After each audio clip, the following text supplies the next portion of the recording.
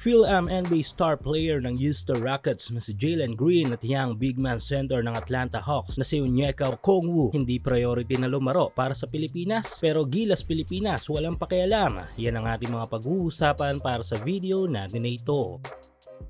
Sa ngayon ay masasabi natin na tangan na ng ating national basketball team na Gilas Pilipinas ang halos lahat ng mga tools upang mas mailapit o maidala tayo sa tinatawag na golden era ng larong basketball sa world stage o sa FIBA. Hindi man ito ang ating dream lineup o masasabi nating pinakamalakas na lineup na mabubuo sa ating national team, ay walang duda na may palagang ating recent lineup para sa mga malalakas na team sa mundo. At hindi lang basta paniniwala ito, dahil wala pa sa kalahati ang programa ng ating bagong Gilas head coach para sa ating national team, ay big time achievements na agad ang ating nakuha sa kanilang unang taon. Ito nga yung pagkuha ng ginto sa Asian Games, pagtalo sa rank number 6 na team sa mundo na Latvia, paglaglag sa semi sa OQT sa Georgia, at muntikan ng pagtalo sa Olympic team na Brazil. At sino ba naman ang makakalimot sa history na nagawa na naman ng Gilas last second FIBA window, kung saan ay sa unang pagkakataon ay natalo natin ang national team ng New Zealand. Literal na ikinagulat ito ng ilang mga Kiwis fans dahil nga isang New Zealand sa pinakamalakas na kupunan sa Asia. Pero kahit pa nga sa tingin ni Coach T may sapat na ang mga players na hawak niya ngayon, at kung siya ang tatanungin ay wala nang balak magdagdag pa ng mga malalaro sa hinaharap, lalo na sa naturalized player position o import, ay hindi pa rin tumitigil ang SBP o Samaang Basketball ng Pilipinas sa pag-scout ng mga players at naturalized players para sa bright future ng ating national team. Sa katunayan, sa naturalized player position ay open pa rin sa pag-recruit ang mga ito, kahit pa nga may Jordan Clarkson na at Benny Boatwright, dahil dito ay mainit ngayon ang mga players sa NBA na minsan nang nag-offer ng kanilang serbisyo para sa Gilas. Tulad na lamang ng rising young star ng NBA team ng Houston Rockets na si Jalen Green at ang young center ng Atlanta Hawks na si Onyeka Okongwu. Ang bagay na nagbigay interes sa mga Pinoy sa offer ng dalawang NBA player na mga ito para sa ating national team ay ang pagkakaroon nila ng koneksyon sa mga Pinoy. Marahil alam na ng lahat na Filipino-American itong si Jalen, kung sana ang kanyang pamilya ay tubong Ilocos, dahilan kung bakit makailang beses na itong nakapasyal sa bansa, habang ang 6'10" player naman ng Atlanta Hawks na si Okongwu ay lumaki sa environment sa Amerika na napapaligiran ng mga Pinoy. Mga Pinoy din ang naunang coach nito. Pero nito lang sa isang interview ay tila lumitaw na parehong hindi prior ng dalawang NBA player na mga ito na may Filipino connection na maglaro sa ating national team. Ayon kay Jalen Green ay ang pagkuha ng ginto sa Team USA ang kanyang priority, habang si Okongwu naman ay mas pipiliin nitong lumaro sa team ng kanyang lahi na Nigeria. Though pareho nilang sinabi na prior lang naman nila ang kanilang mga bansa, pero open pa rin na lumaro sa Pilipinas pagdating ng araw, ay alam natin na medyo malabo nang mangyari ito. Kung isiping mabuti ay big addition si Jalen at Okongwu sa ating national team. Si Green ay tanga ng mataas na athleticism at legit scorer na magbubusa sa opensa ng Gilas, habang si Okongwu naman ay dalang mataas na energy both ends of the floor at legit shot blocker ito. Pero tila walang pakialam ang ating national team dito sa dalawa, dahil nga kahit pa nga nagpatid ng offer si Jalen at Okongwu sa Gilas ay walang offer na ipinadala sa kanila ang SBP. Kung iisipin, kailangan pa kaya sila ng Gilas?